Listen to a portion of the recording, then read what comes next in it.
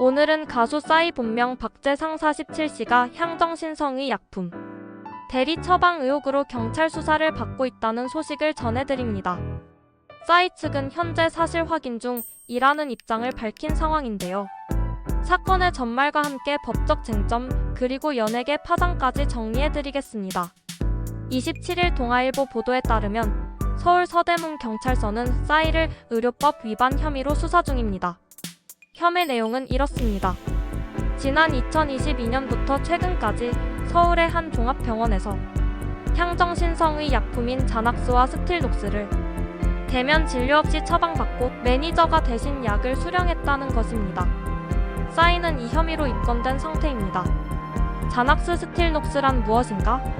먼저 이번 사건에 등장한 약물에 대해 살펴보겠습니다. 자낙스는 불안장애 증상 완화 효과가 있는 항불안제입니다. 스틸록스는 성인의 불면증 단기 치료제로 쓰이는 약입니다. 두 약물 모두 향정신성의 약품에 해당하기 때문에 반드시 의사의 진단과 대면 처방이 필요합니다.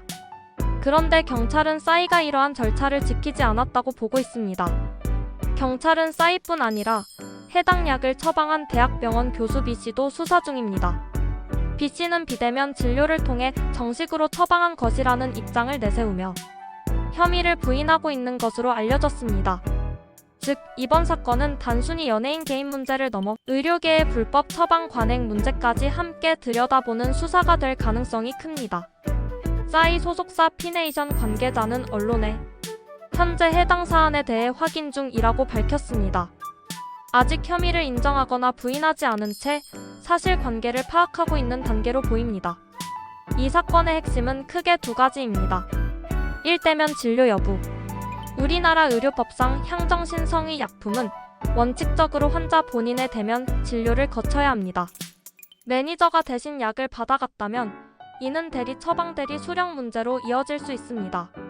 이 불법 처방 관행 여부.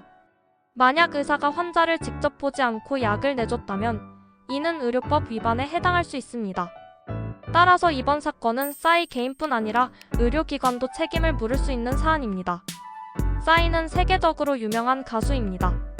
특히 2012년 강남스타일로 전 세계에 이름을 알렸고 현재는 기획사 피네이션을 운영하며 후배 가수들을 키우고 있죠. 그런 만큼 이번 사건이 사실로 확인된다면 대중 이미지에 큰 타격이 불가피합니다. 또한 한국 연예계 전반에 걸쳐 다시 한번 연예인들의 약물 관리 문제가 부각될 것으로 보입니다.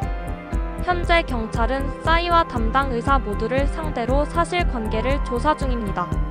만약 불법 대리 처방이 확인될 경우 의료법 위반 혐의로 형사처벌까지 이어질 수 있습니다.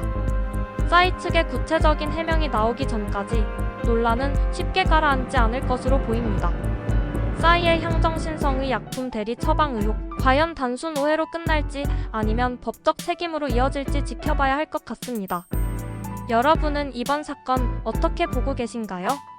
댓글로 의견을 남겨주시고 뉴스가 도움이 되셨다면 구독과 좋아요 부탁드립니다.